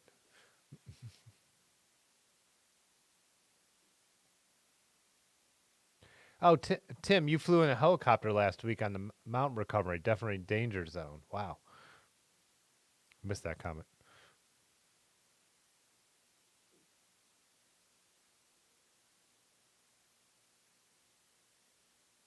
Oh yeah, let me definitely want to check that out, Tim. I think I forgot to. You were telling us about a short last time, and I forgot to find your channel. I'm gonna do that now. I'm not gonna make you guys watch me do it, but I'm gonna do it.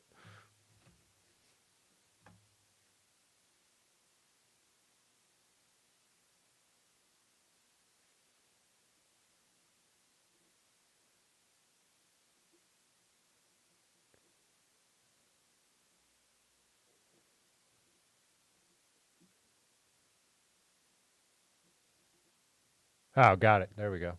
I could this one, right?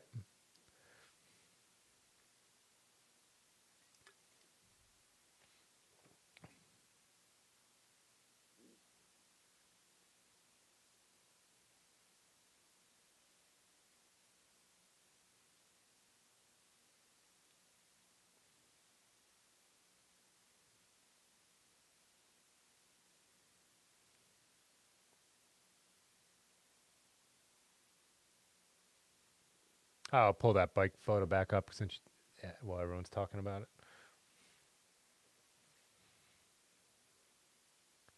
Cool. Oh, want me to? I'll drop a link for you too.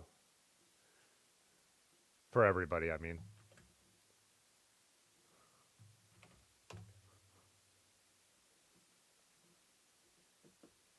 Shorts play horribly on live streams, but I'll drop the link so everyone can check it out.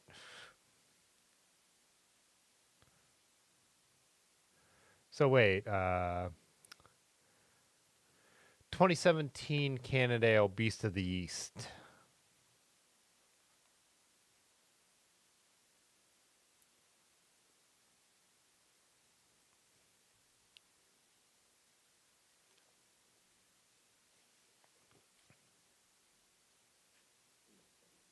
Let me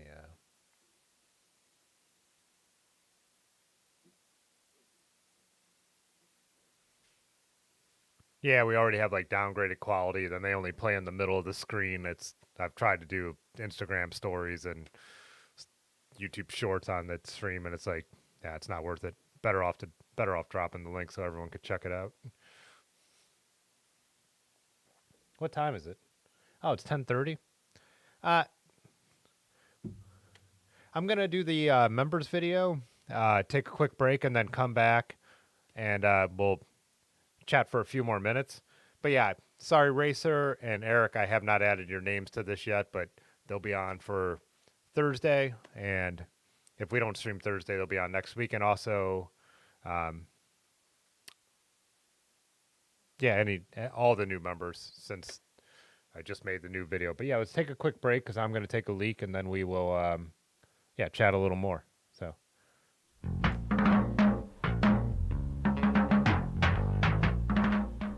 We are going to take a moment to thank our channel members. The channel member support is what makes doing all these streams possible, and there are no ads on these streams as they appear live because of the support of the channel members. If you want to support the channel, consider becoming a member or check out our little swag shop below, t-shirts, bandanas, stickers, and all that stuff. Or at the least, just hit that like button for us. Alright, we will be back in one moment. Thanks as always for watching.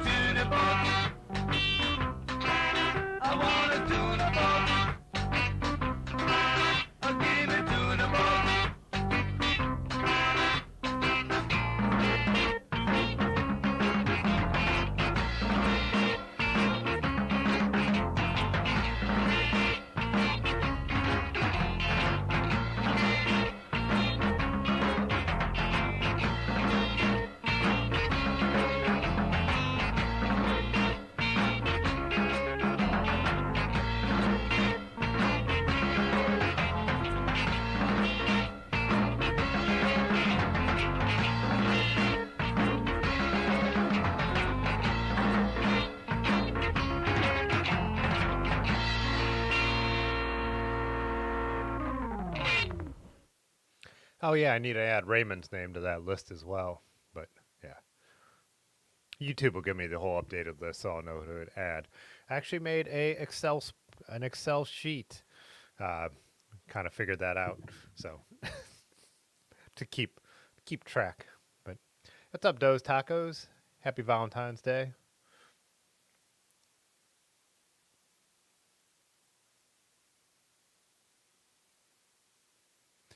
Chris said there's no shitty weed in Canada anymore. Yeah, I guess once it gets legal somewhere, you're not going to find.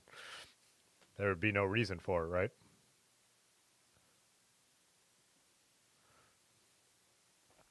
Oh, Racer, you got that frame for $100?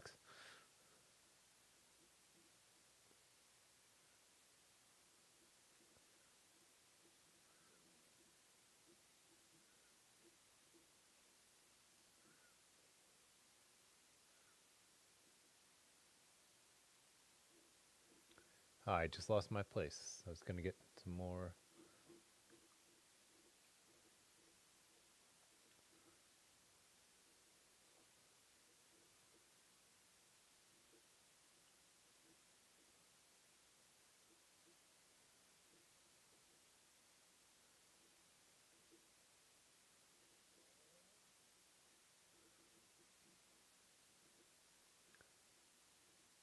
Oh, Patty's Bridgestone. That's what I wanted to show.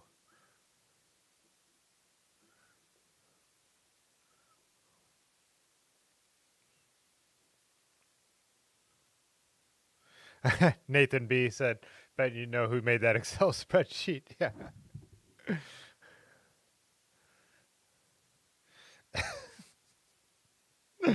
What's up, Eric? Eric said, watching this on mute and listening to Van Halen, and there is nothing I can do about it.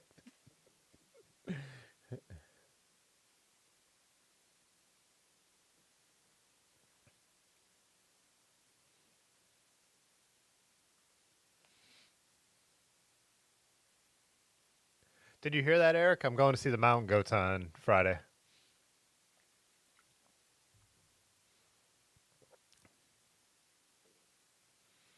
Patty said he's thinking of riding the MB2 in a race this weekend. Nice.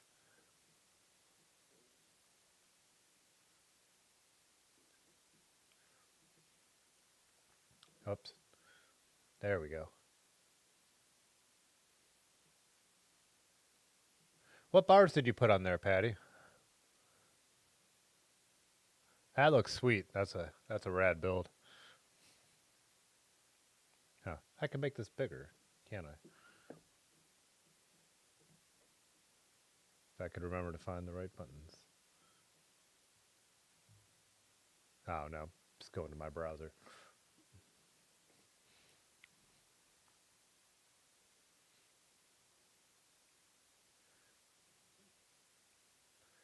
You think it was our Richie? Like what? Venture Maxes or something?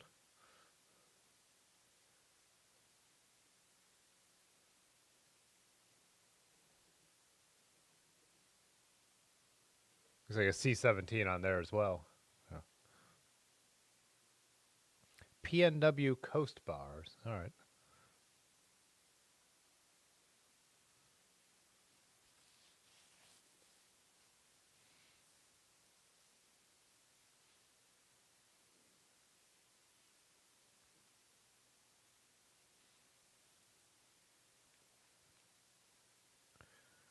Oh, what's up, mountain biker boy?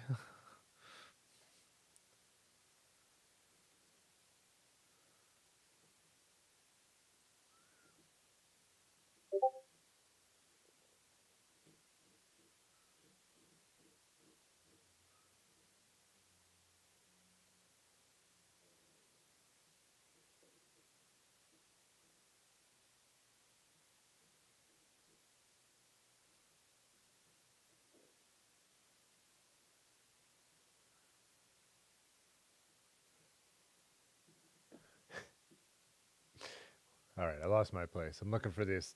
Oh, there we go. I'm reading Pudgy's comments when I should be streaming.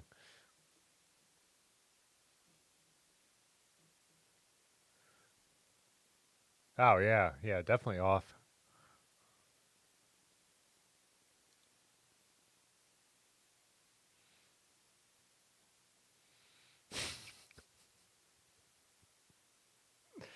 Roland, yeah, I'm a tan wall tire guy too. Like, yeah.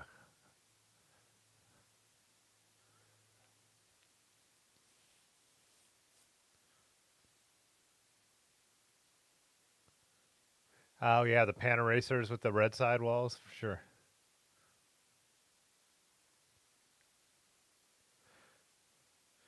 Yeah, I like tan walls even on road bikes, but not with the big fat tan walls on gravel bikes. I like those too. Racer, you said you used a chain hoist to pull it up at the seat tube. Oh yeah, there's more photos. I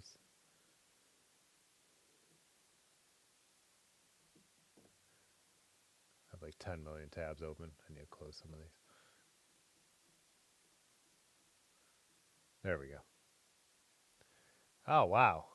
Oh, I see what you're doing there. You're pushing it up on those wood blocks and pulling it straight. Wow. That is intense.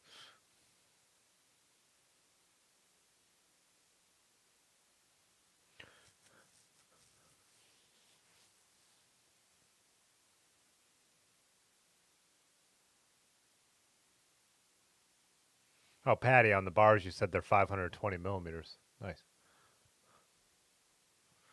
James said tan walls and gold chains equal haul ass. I'm not a gold chain guy, but I don't like anything gold really, to be honest. So,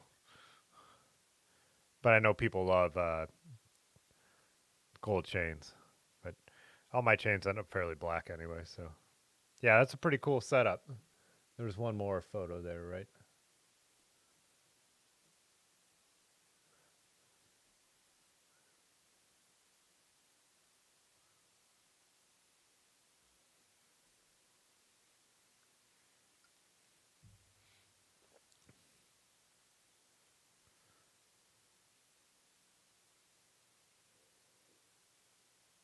I'm impressed with anyone who has the patience or the know-how or the just the ability to go through and figure that out. Like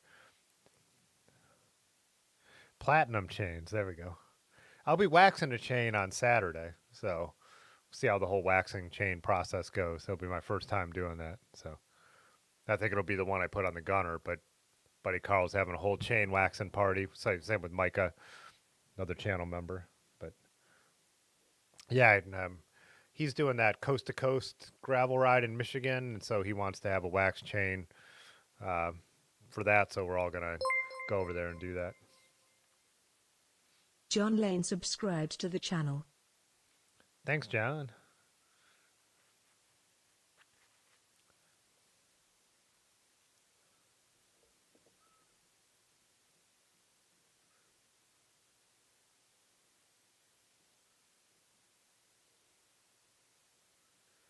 Oh yeah, to the new members, by the way, I've said this a million times, but just for the new guys, if you link YouTube and Discord, there are member sections in the Discord, and I've been posting stuff like, well, if I make a video that's for the members, I'll drop the link there. But also, there's some new designs on the way, and I like preview them then in there and stuff like that. So get opinions, like with the generalized sticker. Like Summit Perry was saying, hey, can you do a pink? So do a pink generalized sticker and stuff like that. But just so you guys know, if you are a member, there are some of those little things we have going on. So reliable waste. You said you still call them gum walls. Yeah, I think isn't gum wall kind of like the more of like the British terminology? Because I always hear that like when I watch GCN and stuff like that.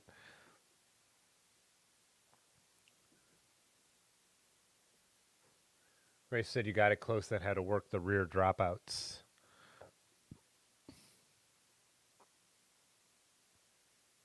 Oh, Tim, you had a friend who did the race? Yeah.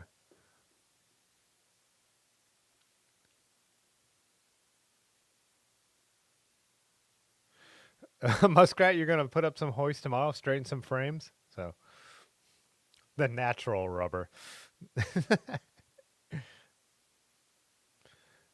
So Pudgy, you said the old school guys, they're gum walls. Yeah. Sam asked if wax chains are noticeably better. Um,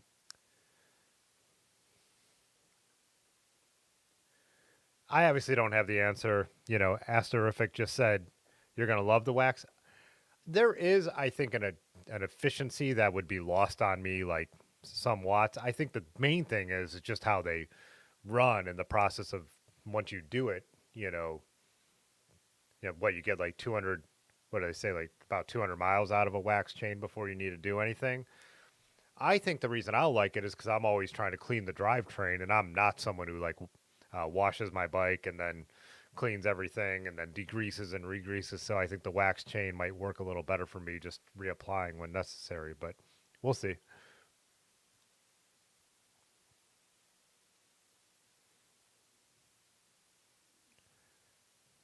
Oh, Tim, you said your friends. It rained the entire time and his bike's grenaded in 29 miles. Oh, that sucks.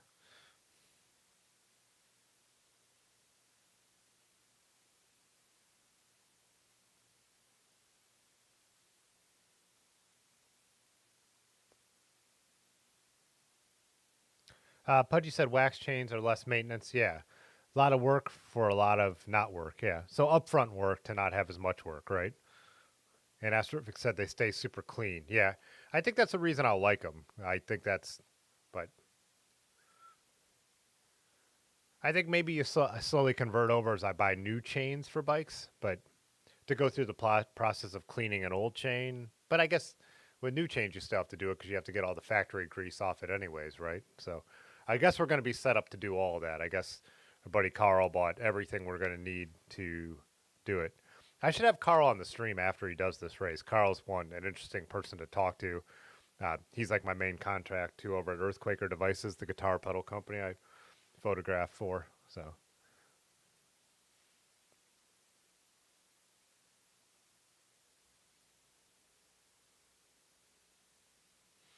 Alejandro, you said the initial setup is killing you. I'm thinking of doing like three chains at once, so you don't have to worry about it for like 2 years. Yeah, that's why I wouldn't. I don't think I usually want to go through the effort, but the fact that we're going to be set up to do it with a few people is going to make it ideal situation to do it. And then um, I think since I'm not the one who has to set everything up, I'm going to try and film a video about it while we're over there. So could be interesting. I mean, there's plenty of chain waxing videos on YouTube, but you know.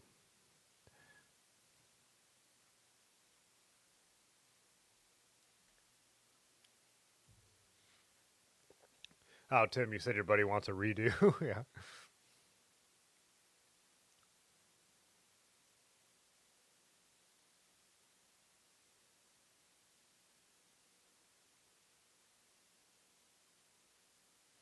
Pudgy said, so everyone you know gets new chains to wax them. It's annoying to strip them of all the coating, and if you're smart, you'll do 3 at once. Once you do them, it's an easy clean. I guess the whole thing is, I guess it really doesn't have to be a new chain because since you're stripping all the grease off anyways, what's the difference whether it's, I mean, the factory grease is probably harder to get off than old grease, right? I mean,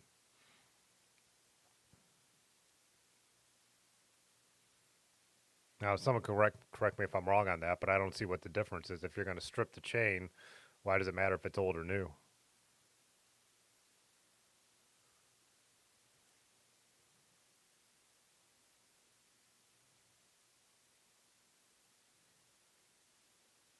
Oh, Pudgy said old grease is way worse. Okay. Even if you keep your drivetrain fairly clean? I'm just thinking because that factory grease is so nice and it lasts so long compared to relubing your chain with like something like what I use, Triflow. So I guess that's what I was thinking. Maybe it's just the dirt combined with the grease that really makes it harder to get off. But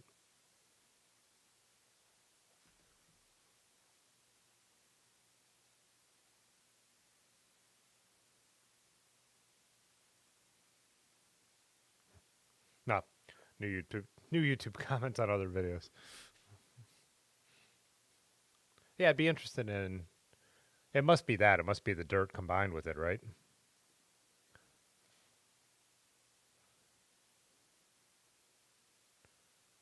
Ah, okay. So Pudgy said the factory grease is a protective coating. Yeah. Road grime is whatever you ride through, and it's all going into the same jar. Gotcha.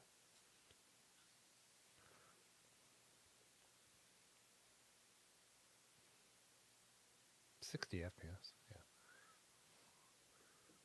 Let's go through.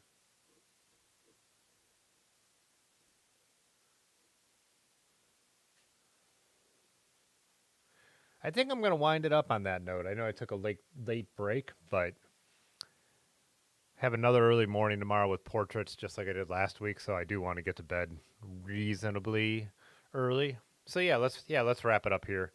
Like I said, again, I'm planning on streaming on Thursdays, but Thursdays more hit or miss. I know I'm working with my buddy Dave and we're going to be getting into some projects, but the weather's supposed to be bad, it's supposed to be bad, so I think we'll be able to stream then. And like I said in the last video, I got a lot of stuff like on the editing table, but I've just got to get through my regular work. Have a full video shot with Otis from Dirty River that I'm excited about. I think it's good. Like I said, I've started on some of the bike washing videos that people have been talking about. I've got another video that's a surprise. It's going to look out of character, but I'm going to be really interested to see what you guys think about it when it comes out. It's going to be something a little different. And so, yeah, a few things in the works. See you Thursday, and in the other videos. So, all right. As always, we keep the conversation going in the Discord. So, See myself on your YouTube. Okay, bye. all right. Okay, Yeah. this is not okay. Fitzwater photo.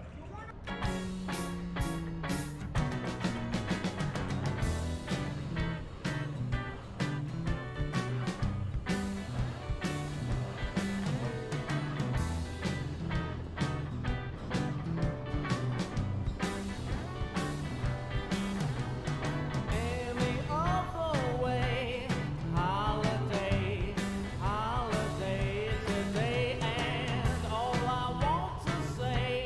holiday, holiday.